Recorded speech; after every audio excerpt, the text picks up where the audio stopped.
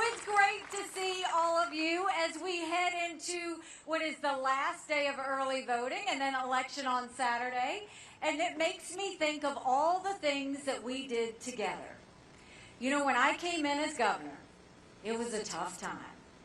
We had 11% unemployment. We had thousands of people on welfare.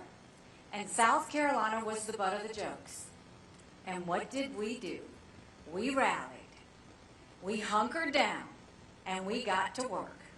And by the time I left, we were building planes with Boeing.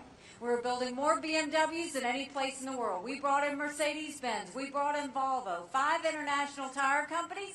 They were referring to us as the beast of the Southeast. We moved that unemployment rate from 11% down to 4%. We announced jobs in every county in the state. We passed tort reform. We passed pension reform. We cut taxes on small businesses. We took care of our veterans. We built up our coffers. We paid down our debt, and we acknowledged some truths. We said if you have to show picture ID to buy Sudafed, you have to show picture ID to get on a plane, you should have to show picture ID to protect the integrity of the election process. We passed voter ID in South Carolina. We passed the toughest illegal immigration law in the country. President Obama sued us over it, and we won. And we held our elected officials accountable. We made them start showing their votes on the record instead of hiding them behind closed doors. We made them start showing us their income so that you could see who was paying them. We vetoed $500 million of their pet projects because that's not where taxpayer dollars needed to go. And by the time I left being governor, we were named the friendliest state in the country, the one I love, the most patriotic state in the country.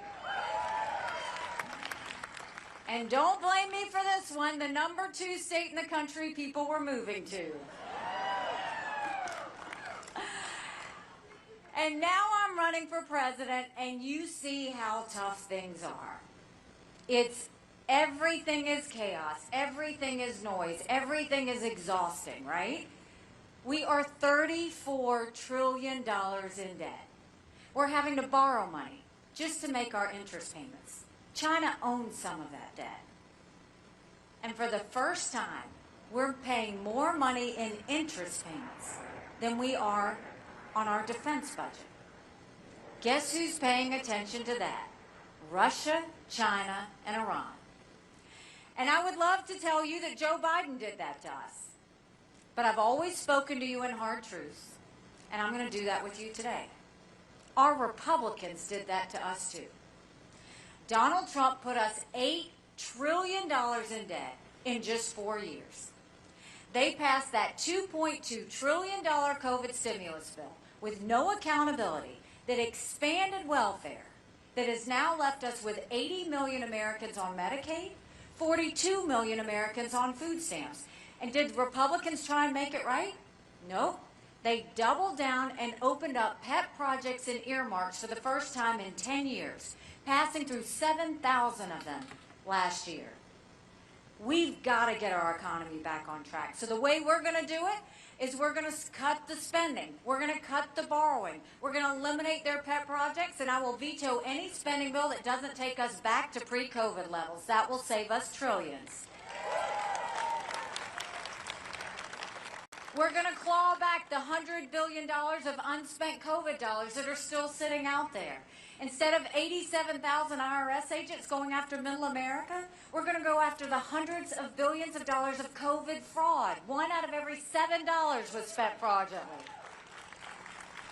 If 8% of our budget is interest, quit borrowing. Cut up the credit cards. You have to balance a budget every day.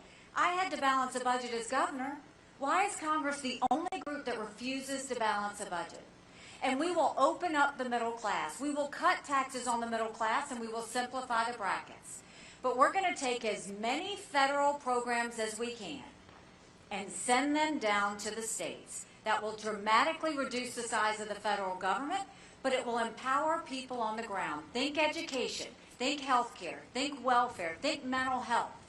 If we cut the strings and send those dollars down, then you're in control of how it happens in South Carolina and not some Washington bureaucrat.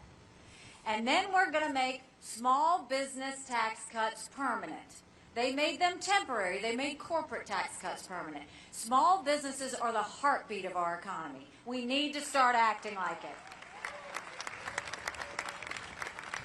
And speaking of Congress, I was just now doing an interview, and they were asking me about the possible government shutdown next week.